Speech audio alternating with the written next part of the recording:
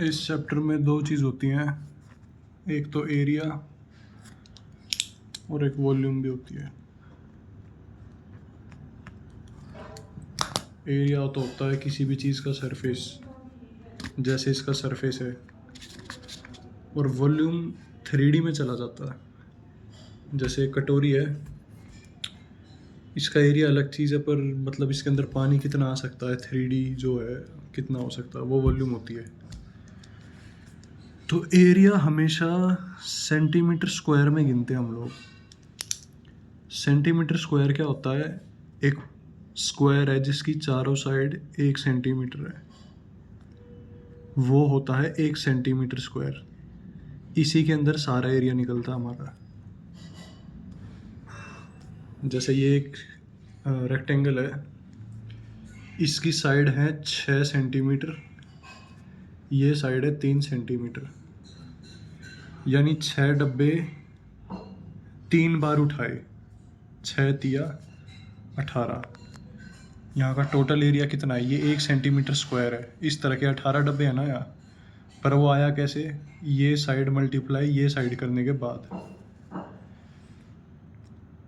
ठीक है, मतलब मैं इस तरह की लैंग्वेज यूज़ करूँगा आगे कि इसको किया इतनी बार, तो उसका मतलब यहीं से पता करना है क्या होगा। 6 को किया, 6 वाली लाइन बिछाई 3 बार, तो इनटू कर दिया, आ गया। अब है स्क्वायर। स्क्वायर का एरिया होता है सेम वही, जैसे ये इनटू ये करते हैं, स्क्वायर की साइड जो ये होगी वही ये होगी। मान लो स्क्वायर की साइड थी, एक सेकेंड, 6, तो ये भी 6 होगी, तो इसका एरिया होएगा 6 × 6। इसको 6 का स्क्वायर भी लिख सकते हैं, तो इसलिए इसका एरिया तो हो गया A²। डायगोनल होता है एक कोने से दूसरा कोना। पाइथागोरस थ्योरम लगती है कि अगर 90 डिग्री हो ना और ऐसे ट्राइंगल हो, जो कि यहाँ पे बन रहा है क्योंकि ये 90 डिग्री है, तो इसका स्क्वायर प्लस इसका स्क्वायर इज इक्वल टू इसका स्क्वायर। वो सब कर करा के स्क्वायर में हमेशा डायगोनल आता है √2a। यानी अगर ये कोई शेप है जिसमें साइड है 6 तो इसका डायगोनल होगा हमेशा 6√2।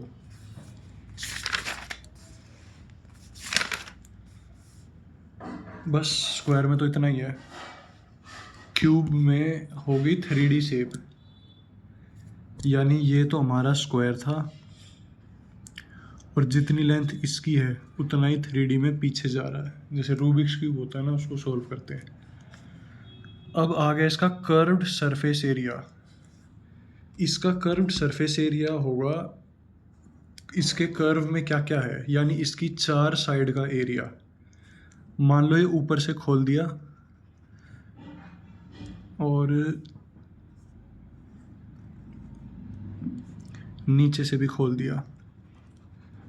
ऊपर और नीचे से खोखला यानी हाथ जा सकता है ऐसे, बाकी चारों साइड से बंद है। तो ये इसका कर्व वाला एरिया है, वो है 4a², क्योंकि एक साइड का कितना है A², और हम 4 साइड का उठा रहे हैं, 1 2 3 4, 4a²। टोटल सरफेस एरिया में हमें सब कुछ लेना होता है, यानी पूरा सरफेस उठाना होता है उसका। तो 4a² तो था ही, और 2a² भी लेंगे क्योंकि ये ऊपर और नीचे वाले भी लेंगे। कहने का मतलब है ये जो a² था ये 6 बार लेना है, क्योंकि हर जगह का लेना है, तो 6a²। इसकी वॉल्यूम होती है A3, क्योंकि यहाँ पे हमने इसको किया इतनी बार, यहाँ पे हमने एक स्क्वायर का साइड का एरिया तो निकाल लिया A², पर इसी को इतनी बार और किया, 3D में पीछे किया, तो 2a तो थे ही एरिया के लिए, वॉल्यूम के लिए एक और आ गया, तो ये हो गया A³ वॉल्यूम के लिए। वॉल्यूम हमेशा क्यूब में निकलती है क्योंकि 3D इमेज हो जाती है। अगला है रेक्टेंगल। रेक्टेंगल का एरिया तो होता है LB, सेम स्क्वायर वाला रीजन है, लेंथ इनटू ब्रेथ। ये साइड अगर 4 है और ये साइड अगर 3 है तो 4 तिया 12।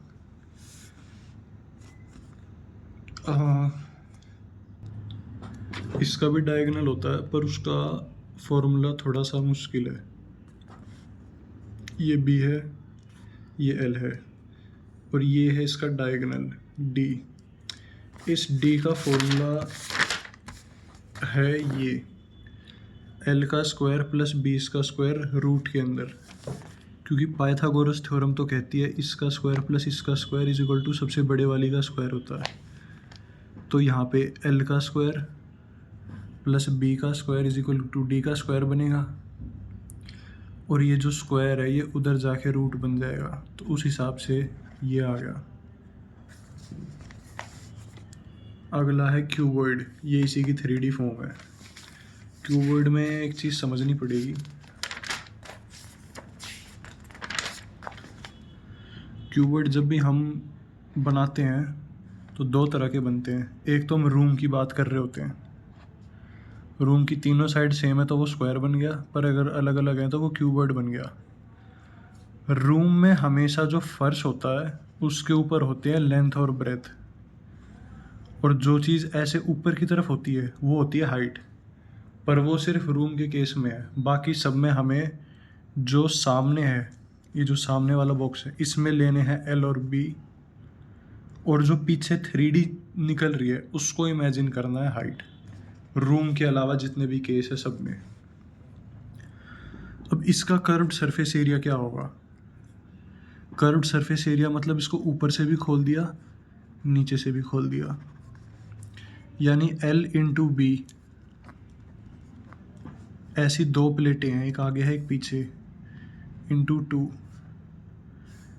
फिर से मल्टीप्लाई B इंटू H,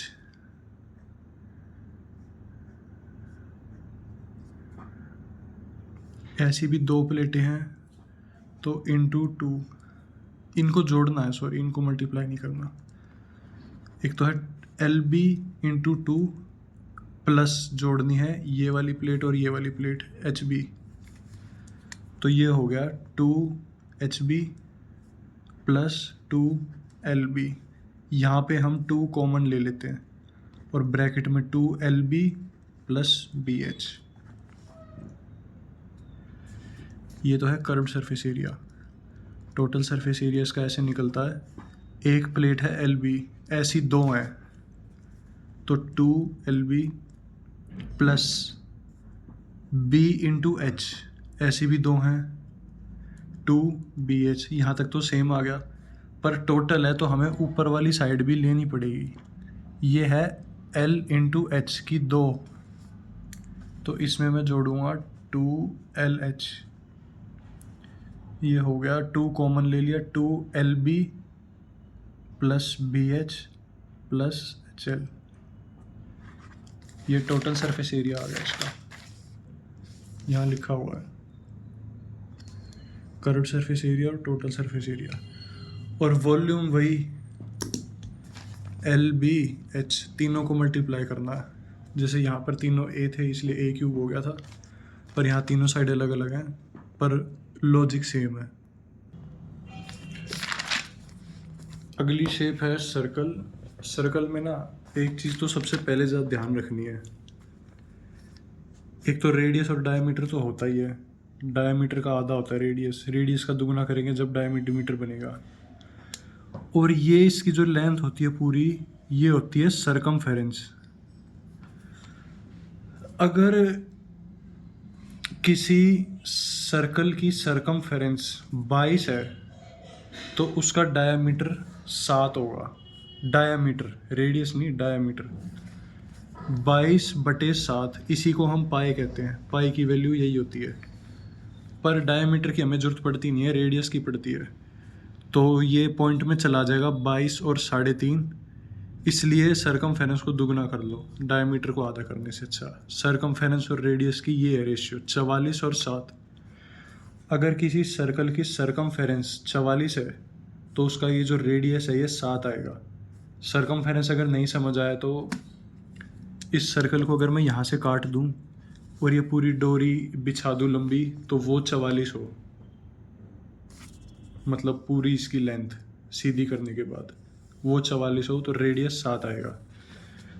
तो इसका एक तो एरिया याद रखना है। इन तरह की शेपों में क्या था, लॉजिक ही क्लियर हो गया कि भाई फॉर्मूला बना कैसे, पर इसमें नहीं पता कर सकते, इसका ये याद करना ही पड़ेगा। एरिया होता है इसका पाई आर स्क्वायर। पाई का मतलब तो होता है सरकमफेरेंस और डायमीटर की रेशियो 22/7, ये यही रहती है इसकी वैल्यू पाई आर स्क्वायर। और रेडियस जो भी क्वेश्चन में दे रखा हो, एरिया निकलेगा ऐसे सरकमफेरेंस 2 पाई आर। ये भी याद रखना हो तो रख लेना, पर इसकी ज़रूरत नहीं है क्योंकि रेशियो तो मैंने बताई दी 2 पाई आर। जैसे अगर रेडियस दे रखा और सरकमफेरेंस निकालनी हो तो उसके लिए है ये। मान लो रेडियस दे रखा है 14, तो रेडियस 7 होता है तो सरकमफेरेंस 44 होती है। हमें 14 दे रखा है, दुगना दे रखा है, तो सीधा सीधा इसका भी दुगना करेंगे, सरकमफेरेंस 80 होगी। प्रूफ करके दिखा देता हूँ। 2 pi are, 2 pi are, radius 14 माना था, 22 दूनी 44, 44 दूनी 88। अगली शेप है हमारी सिलेंडर। सिलेंडर ऐसा होता है दिखने में, यानी मतलब ऐसे गोल होता है और ऐसे लंबा होता है। तो इसका जो कर्व्ड सरफेस एरिया होता है ना, कर्व्ड सरफेस एरिया का मतलब है हम ऊपर का, मान लो ये बंद सिलेंडर है, नीचे से भी बंद है ऊपर से भी बंद है, हम ये भी हटा देंगे और ये भी हटा देंगे, हमें सिर्फ कर्व्ड एरिया चाहिए यानी ये वाला। तो हम क्या करेंगे, यहाँ पे हमने क्या किया था, इसको इतनी बार किया था तो एरिया आया था कि भाई ये क्या है। यहाँ पे हम, ये भी तो एक सर्कल है, इसका भी एक रेडियस होगा यहाँ से यहाँ तक और पूरा डायमीटर होगा। तो हमें सिर्फ एरिया निकालना है, तो हम इसका सरकमफेरेंस को हाइट बार करेंगे तो इसका एरिया आ जाएगा। सरकमफेरेंस लेंगे और उसको हाइट से मल्टीप्लाई कर देंगे। सरकमफेरेंस का फॉर्मूला होता है 2 पाई आर, तो इसी में हाइट मल्टीप्लाई कर दी, 2 पाई आर एच आ गया हमारे पास, ये रही हाइट इसकी। टोटल सरफेस एरिया में क्या करेंगे, ये तो आ गया 2 पाई आर एच तो है ही जो इसका कर्व्ड सरफेस एरिया है, पर टोटल सरफेस एरिया है यानी ये बंद हो रखा है, तो ये बंद हो गया। अब बंद किस चीज़ से हुआ है, ये एक सर्कल है, इसका एरिया है pi R square. 2 pi R H तो ये खुद है, वो लिखा है यहाँ पे। अब 1 पाई आर स्क्वायर इसके नीचे है और 1 पाई आर स्क्वायर इसके ऊपर है, तो 2 पाई आर स्क्वायर और जोड़ना पड़ेगा। जोड़ दिया, 2 पाई आर ले लिया कॉमन और यहाँ से एक एच एक्स्ट्रा आ गया, यहाँ से एक आर एक्स्ट्रा आ गया, बीच में प्लस था वो ये रहेगा। तो इसकी टोटल सरफेस एरिया का आ गया 2 पाई आर, मल्टीप्लाई होता है ब्रैकेट का मतलब, ब्रैकेट में एच प्लस आर। अब इसका कर्व्ड सरफेस एरिया निकालने के लिए हमने सरकमफेरेंस को हाइट से मल्टीप्लाई किया था, पर अब निकालने हमें इसकी वॉल्यूम। वॉल्यूम मतलब 3D एरिया इसके बीच में कितना है, यानी कितना पानी डाल सकते हैं, मतलब ये जो हाथ जा रहा है कितना एरिया है इसके अंदर, तो वो हम निकालेंगे। मान लो बंद है, सर्कल का एरिया को हाइट से मल्टीप्लाई करेंगे। पहले सिर्फ बाहर बाहर की पतली सी लेयर चाहिए थी हमें एरिया, इसलिए सिर्फ सरकमफेरेंस से हमने मल्टीप्लाई किया था, पर अब अंदर का एरिया चाहिए, तो ये जो सर्कल है इसके ऊपर, इसके उस सर्कल के एरिया को मल्टीप्लाई हाइट करेंगे। तो सर्कल का एरिया है pi R square, pi R square में मल्टीप्लाई करी हाइट, तो हमारे पास आ गया pi R square multiply height pi R square H. इसकी वॉल्यूम याद रखनी बहुत ज़रूरी है, पाई आर स्क्वायर एच, क्योंकि इसी की वॉल्यूम से कोन की वॉल्यूम याद रहेगी। इनकी वॉल्यूम सेम है, बस कोन की 3 गुना कम है उससे। अगर इन दोनों शेप का रेडियस सेम होगा, मान लो यही कोन यहाँ से इसके अंदर डाल दिया, तो बाकी का जो एरिया बचेगा वो दुगना होगा इससे। इसका जो एरिया है वो अगर 3 होगा तो इसका एरिया वो 1 होगा। अगली शेप कोन है। कोन का कर्व्ड सरफेस एरिया होता है पाई आर एल। पाई की वैल्यू तो बता ही रखी है, रेडियस वही रेडियस। और एल होती है स्लैंट हाइट। एक तो होती है ये वाली हाइट, ये मेन होती है हमारी, पर स्लैंट हाइट होती है टेढ़ी। जैसे ये जो ट्रायंगल है 90 डिग्री बनाने वाला, इसमें ये 3 है, ये 4 है, ये 5 होएगी, ये स्लैंट हाइट होएगी। और मान लो ये नहीं दे रखी तो ये निकालेंगे कैसे? सेम पाइथागोरस थ्योरम, ये 3 है, ये 4 है, 3 का स्क्वायर प्लस 4 का square is equal to slant height का स्क्वायर। इसका स्क्वायर 9, इसका square 16 is equal to L का स्क्वायर 25। 25 किसका स्क्वायर है? 5 का स्क्वायर है, यानी एल की वैल्यू 5 है। इस तरह से स्लैंट हाइट निकालनी होती है। अब कोन का कर्व्ड सरफेस एरिया जो है वो इस पूरे का एरिया है, पर नीचे का सर्कल गायब है। जैसे बर्थडे की कैप होती है ना, वही है, पर नीचे से खाली है, वो खाली ही होती है। लेकिन टोटल सरफेस एरिया में हमें वो जोड़ना पड़ेगा। तो पाई आर एल तो था ही, अब उसके नीचे एक पाई आर स्क्वायर और जोड़ दिया सर्कल। तो एक पाई आर स्क्वायर जोड़ दिया तो ये बन गया पाई आर, दोनों जगह से कॉमन ले लिया, एक आर आ गया, एल आ गया और एक आर आ गया। पाई आर ब्रैकेट में एल प्लस आर, यहाँ मल्टीप्लाई है। वॉल्यूम का इसका कोई लॉजिक नहीं है, बस याद रखना पड़ेगा सिलेंडर की, और सिलेंडर की जो वॉल्यूम है उसको 3 जगह पर 3 से डिवाइड कर देंगे, 3 हिस्से कर देंगे और एक उठा लेंगे, तो वो इसकी वॉल्यूम आएगी। अगली ये दोनों शेप रहेगी, ये सबसे आसान है, दोनों सबसे मुश्किल लगती हैं पर ये सबसे आसान है। एक तो है हेमिस्फेयर, यानी एक बॉल है लोहे की, वो आधी कटी हुई है, कटोरी हो गई जैसे, पर इसका कर्व्ड सरफेस एरिया, यानी एक तो हो गई अब ये पूरी, बीच में से बंद भी है, पर हमें ये हिस्सा नहीं उठाना, हमें सिर्फ कर्व वाला एरिया उठाना है। वो है 2 पाई आर स्क्वायर। कारण बताता हूँ। ये जो हेमिस्फेयर है इसको अब मैंने बंद कर दिया, ये है पाई आर स्क्वायर, और ये जो है ये दुगना है इसका, यानी ये पाई आर स्क्वायर है सर्कल, तो उसी का जो पीछे का बॉल होगी वो 2 पाई आर स्क्वायर होगी। तो इसका कर्व्ड सरफेस तो हो गया 2 पाई आर स्क्वायर, सिर्फ कर्व्ड। अब ये 2 पाई आर स्क्वायर तो था ही, इसमें मैंने टोटल निकालना है। टोटल में 2 पाई आर स्क्वायर तो है ही ये, और पाई आर स्क्वायर और जोड़ दिया क्योंकि ये भी बंद कर दिया, तो टोटल हो गया 3 पाई आर स्क्वायर। वॉल्यूम पे बाद में बात करूँगा। ये तो था हेमिस्फेयर, ये स्फेयर है, ये पूरी बॉल है, यानी कटोरी के ऊपर एक और उल्टी कटोरी रख के बंद कर दी, पूरी लोहे की बॉल बन गई, वो है स्फेयर। अब स्फेयर में बीच में ये तो कुछ है नहीं, ये तो पाई आर स्क्वायर होता है, इसको हटा दिया, इसका डबल होता है ये, जो कि है 2 पाई आर स्क्वायर।